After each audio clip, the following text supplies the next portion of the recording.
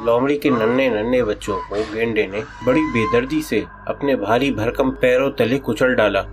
फिर दोनों के मुर्दा जिस्म को जोर से लात मारते हुए बड़े गुरूर से दहाड़ा। मेरे रास्ते में आने वालों का यही अंजाम होता है। इसके बाद वो अपनी ताकत के नशे में चूर डोलता हुआ आगे बढ़ गया। जंगल के दूसरे छोटे मोटे जानवरों ने ये जालिमाना मंजर अपनी आंखों से देखा, लेकिन वो बेचारे गेंडे को एक लफ्ज भी नहीं कह सके, क्योंकि वो कमजोर थे और अगर जरा भी मुदाखलत करते तो उनका भी वही हश्र होता जो लोमड़ी के बच्चों का हुआ। जब लोमड़ी लौटी तो इन सब जानवरों ने इसे घेर लिया और सारा हाल इसे कह सुनाया। सुनते ही लोमड़ी पर गम का पहाड़ टूट पड़ा। वो अपने बच्चों की लाशों के पास बैठकर ज़ारों कतार रोने लगी। सब जानवर इसे समझाने और दिलासा देने लगे। जब उसकी हालत जरा संभली तो उसने अपने बच्चों को सुपुर्द खाक किया। फिर उनकी कब्र पर बैठकर इरादा किया कि जब तक वो इस जालिम और घुमंडी गेंडे से अपने बच्चों की मौत का इंतकाम नहीं लेगी, चैन से नहीं बैठेगी। दूसरे जानवरों को जब लोमड़ी के इरादे का पता चला तो उन्होंने इसे इस खतरनाक काम से बाज रखना चाहा, लेकिन लोमड़ी ने उनकी एक न सुनी और कहा, गेंडे ने आज मेरे बच्चों पर ये जुल्म किया है, कल वो इसी तरह तुम्हारे बच्चों के साथ भी कर सकता है।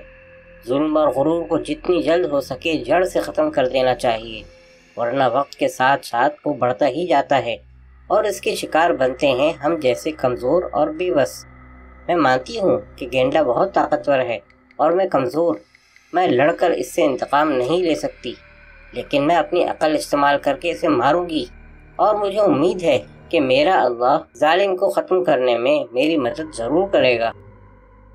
उस रोज़ दिन भर लोमड़ी बैठी गेंडे से इंतकाम लेने की तदबीरें सोचती रही। काफ़ी सोचा, सर खपाया और अकल इस्तेमाल की तो एक बहुत ही अच्छी तदबीर उसकी समझ में आ गई। उसने सोचा कि लोहे को लोहा काटता है, गेंडे की ताकत के घुमंड को घुमंड से ही ख़त्म करना चाहिए। उसने इस तदबीर के तहत एक पूरा मंसूबा अपने दिमाग में बना लिया और फिर बेचैनी से दूसरे दिन का इंतज़ार करने लगी। दूसरे दिन सुबह सवेरे ही लोमड़ी गेंडे के पास पहुंच गई और अपना माथा उसके सामने ज़मीन पर टेक कर कहा, ए दुनिया के सबसे ताकतवर और अक्लमंद गेंडे, आपके चेहरे से टपकने वाले नूर से ये नाचीज लोमड़ी आपको पहचान गई है कि एक दिन आप ज़रूर सारी दुनिया के जानवरों के बादशाह बनेंगे। आप बहुत अजीम और ताकतवर हैं और सही मानों में हम जानवरों के बादशाह बनने का हक भी आपको ही हासिल है। जंगल के दूसरे तमाम जानवर बेवकूफ़ हैं जो अब तक आपको नहीं पहचान सके और उस बेवकूफ़ शेर को अपना बादशाह मानते हैं, लेकिन मुझे यकीन है कि एक न एक दिन इन्हें आपकी अजमत का यकीन आ जाएगा और वो सब आपके आगे अपनी गर्दनें झुका देंगे। इसके बाद लोमड़ी ने अपना माथा ऊपर उठाया और फिर ज़रा सा झुककर बड़े ही चापलूसी वाले अंदाज में बोली, ऐ सारी दुनिया के जानवरों के बादशाह, इस नाचीज लोमड़ी का सलाम कबूल फरमाइए। लोमड़ी के मुंह से अपनी इतनी तारीफें सुनकर गेंडा फूल कर गुब्बारा हो गया। उसका सीना घुमंड से अकड़ गया और जिंदगी में पहली बार उसने सोचा कि सचमुच जानवरों का बादशाह बनने का हक उसे ही हासिल है। वो लोमड़ी से बहुत खुश हुआ और बोला, हमने तुम्हारा सलाम कबूल किया और चूंकि तुमने सबसे पहले हमारी बादशाहत कबूल की है, इसलिए हम तुम्हें अपना वजीर मुकर्रर करते हैं। ये सुनकर लोमड़ी ने अपने चेहरे के तासुरात से ऐसा जाहिर किया कि वो बहुत खुश हुई है। उसने गेंडे का बहुत बहुत शुक्रिया अदा किया। चंद दिन बीत गए। इस दरमियान लोमड़ी एक लम्हे के लिए भी गेंडे से अलग नहीं हुई। वो हर वक्त बस गेंडे की तारीफों के पुल ही बांधा करती।